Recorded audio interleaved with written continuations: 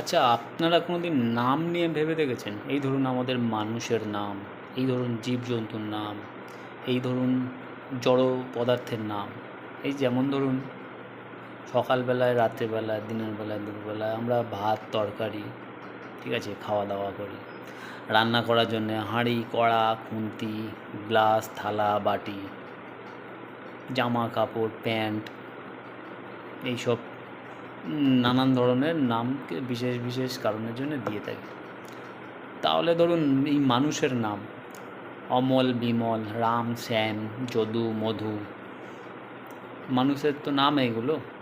তা মানুষের নাম তো ভাত হতে পারতো, হাঁড়ি হতে পারতো, কড়া হতে পারতো, খুন্তি হতে পারতো, গ্লাস হতে পারতো।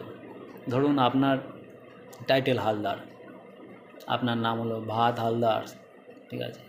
আপনার ছেলের টাইটেল, আপনার ছেলেকে বলছে থালা হালদার, আপনার পাশের বাড়ির লোককে বলছে হ্যাঁ খুন্তি খুন্তি সর্দার। আমার নাম ধরুন কী বলবো, প্যান্ট মণ্ডল। তেমনিও তো ভাতের নাম হতে পারতো অমল, অমলবার খাই, মানে ভাত খাই। হ্যাঁ, বিমল দে, তরকারি দে।